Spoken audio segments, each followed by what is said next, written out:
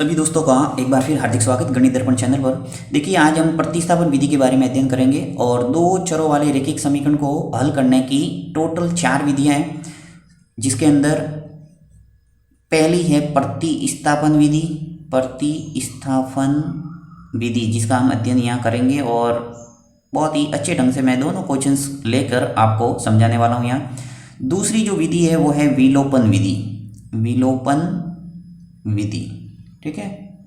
और तीसरी विधि है वो है वज्र गुणन विधि। वज्र गुणन विधि और एक है ग्राफीय विधि, ठीक है। इन सभी विधियों के बारे में एक एक करके हम अध्ययन करेंगे। सबसे पहले मैं आपको बता रहा हूँ प्रतिस्थापन विधि। बहुत ही सरल है। यहाँ मैंने दो क्वेश्चंस लिए और दोनों क्वेश्चंस आपके बहुत ही इंपॉर्टेंट है, एग्जाम के अंदर आए हुए, बोर्ड एग्जाम के अंदर आपके 2015 में ये पूछा गया था, तो अच्छे ढंग से इसको समझना है। देखिए, प्रतिस्थापन विधि के अंदर है क्या, सबसे पहले इस रूल को समझना है कि प्रतिस्थापन में हमें करना क्या होता है। तो दो चरों वाले रैखिक समीकरण आपको दे रखे होते हैं। इन दोनों समीकरणों में से किसी एक समीकरण को हल करके एक चर में पहले मान निकालना। एक चर का, दो चर है, आपको ये पता होगा अच्छे ढंग से कि चर क्या होता है। देखिए, x और y यहाँ चर है और 5, 2, 19 ये सब क्या है, अचर। तो आपको पहले एक चर में उसका मान लाना है, उसके बाद में दूसरे समीकरण के अंदर उसको रखा जाता है, जिससे हमारे दोनों चर का मान है वो आ जाता है। देखो, हल करने का मतलब क्या है, x का और y का मान लाना।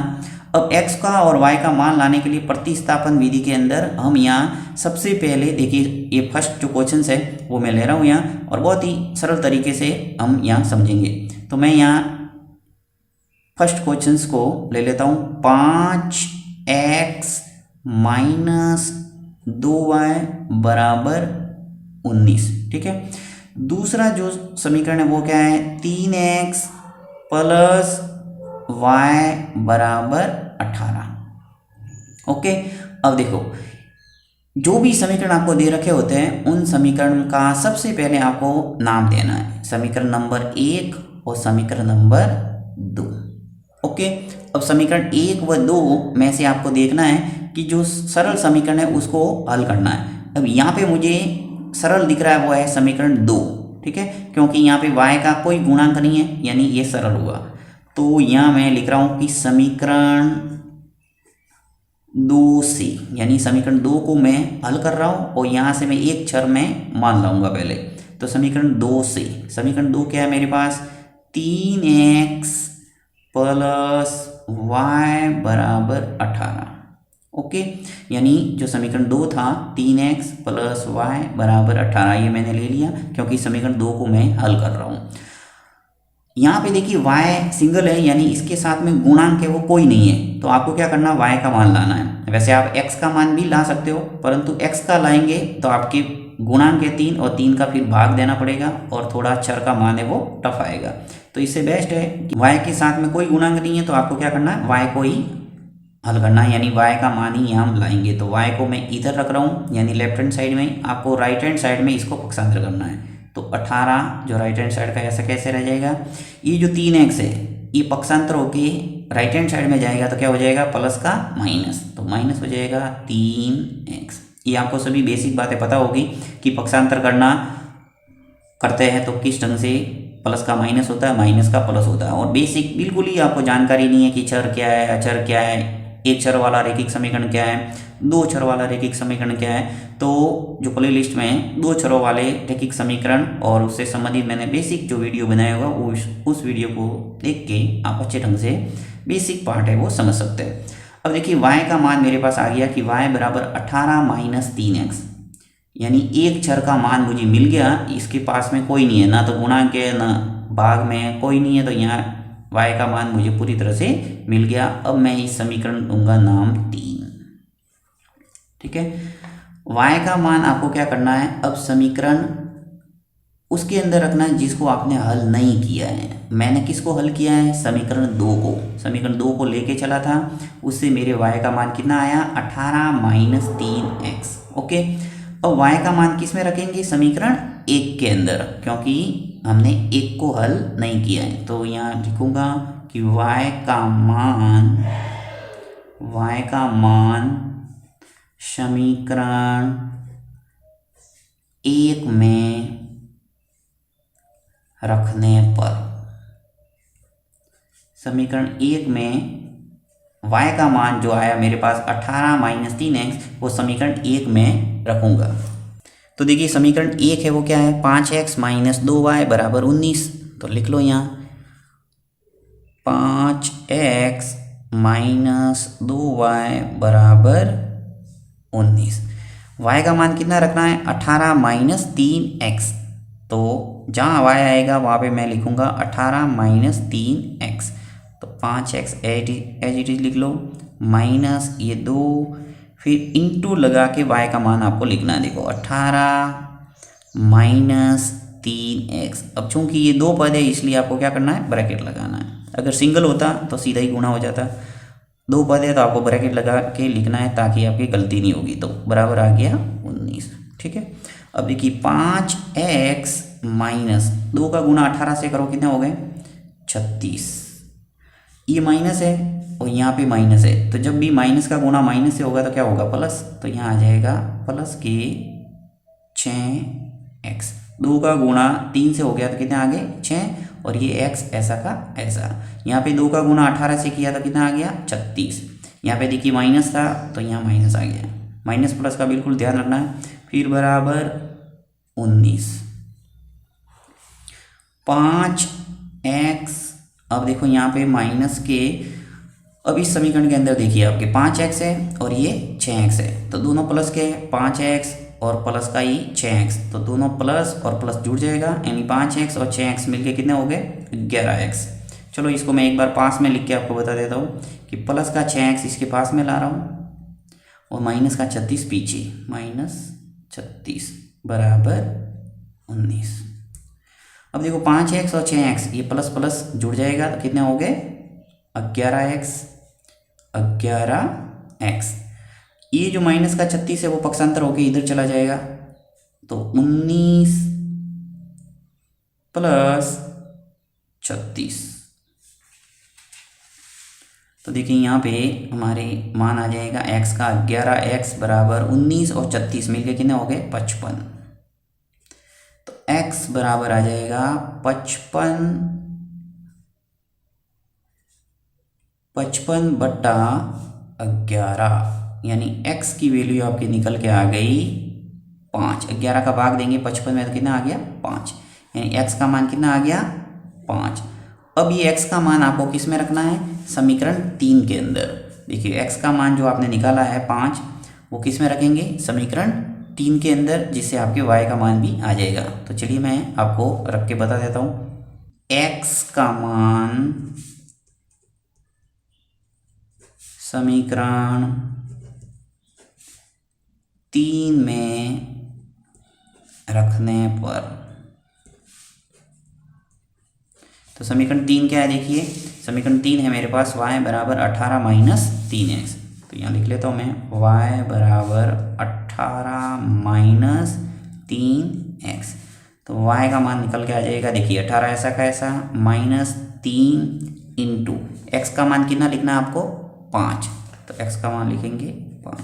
तो y बराबर आ गया 18 माइनस 3 का गुणा 5 से करेंगे कितना आ जाएगा 15, यानी y आ गया आपके 18 में से 15 गए कितने आ गया 3।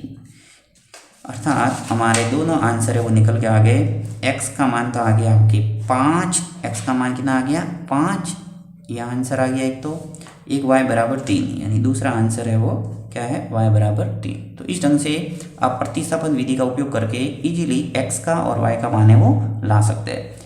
अब हम करते हैं नेक्स्ट दूसरा क्वेश्चन। दूसरा क्या है, देखिए 4x प्लस 2y बराबर 5 और x माइनस 2y बराबर 0। तो इसको हल करेंगे, बिल्कुल आपके प्रतिस्थापन विधि है वो क्लियर हो जाएगी। चलिए लेते हैं इसको।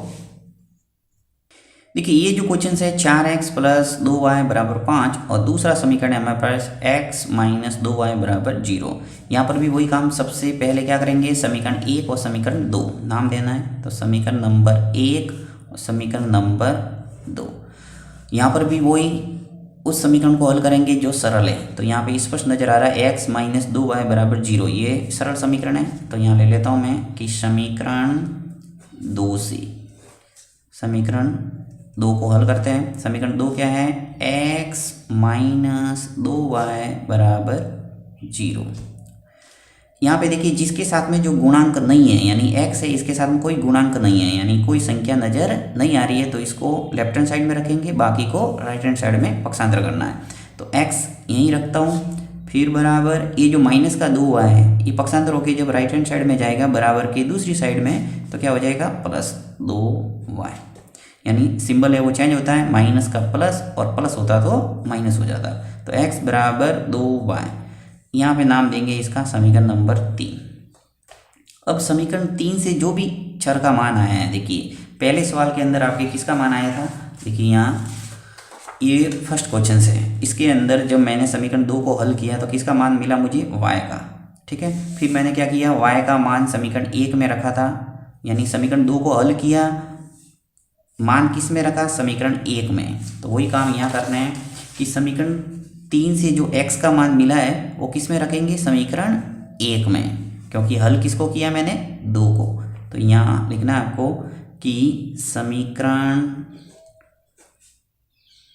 3 से x का मान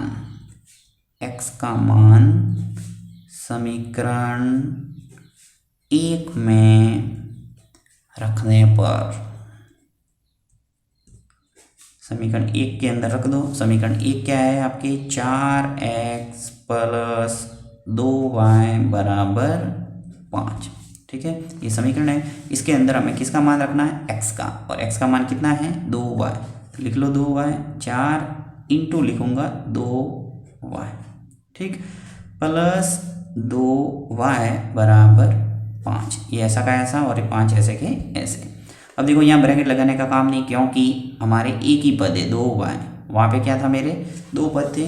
हर बात को आपको छोटी से छोटी बात को समझना है ताकि गलती नहीं होगी। देखिए यहाँ पे मैंने क्या किया था, 18 माइनस 3x ब्रैकेट लगा के लिखा, क्योंकि 2 पद थे। यहाँ पे आप सीधा लिख सकते हैं 2y। अब देखो 4 और 2y का गुणा करेंगे तो क्या आ जाएगा, 8y बराबर प्लस 2y बराबर 5। जल्दबाजी में बहुत जने गलती कर लेते हैं। यहाँ पे देखिए 2y और प्लस का 2y जल्दी से जोड़ लेते हैं 4y, जो कि गलत है। हमेशा ध्यान रखना, पहले आपके गुणा होगा और फिर प्लस होगा, ये बोर्ड मास का रूल है, आपको पता होगा। अब देखिए 4 का गुणा 2y से कर दिया मैंने, 8y आ गया प्लस 2y बराबर 5। 8y और 2y मिलके कितने हो गए, 10y बराबर 5। 8 और 2 मिले कितने, 10y बराबर 5। y का मान आपके आ गया 5 और 10 गुणांक है, इसका लगेगा भाग, तो बट्टा आ जाएगा 10। y बराबर आ गया, देखो 5/10 है, तो इस भिन्न को सरल कर सकते हैं, यानी 5 का भाग दोनों में जा रहा है, 5 का भाग 1 बार गया, 5 का भाग 2 बार गया, यानी उत्तर कितना आया, y का मान 1/2, यानी एक चर का मान आपके निकल के आ गया, y का मान 1/2। अब आपको क्या करना है, y का मान किस में रखना है, समीकरण 3 में, जिससे आपके किसका मान निकल जाएगा, x का। देखिए आपने जो y का मान निकाला है 1/2, ये किस में रखना है, समीकरण 3 में। तो यहाँ लिख लेता हूँ मैं कि y का मान समीकरण 3 में रखने पर, समीकरण 3 क्या है, देखिए यहाँ पे समीकरण जो 3 है वो क्या है, x बराबर 2y। तो समीकरण 3 लिख लेता हूँ मैं, x बराबर 2y, ठीक है। और y का मान मुझे कितना रखना है यहाँ, 1/2, तो 1/2 लिख लेते हैं, x बराबर 2 इंटू y का मान लिखेंगे 1/2। अब 2 से 2 है वो कैंसिल हो गए, 2 से 2 कैंसिल हो गए, तो क्या बचा, x बराबर 1, यानी x का मान आपके आ गया 1 और y का मान कितना निकला आपके 1/2। तो इस ढंग से आप x का और y का मान प्रतिस्थापन विधि से निकाल सकते हैं। इसमें किसी प्रकार का कोई डाउट है आप कमेंट बॉक्स में जरूर लिखना, मैं वापस नए समीकरण लेके आपको पूरी तरह से समझाने का प्रयास करूंगा। Thank you.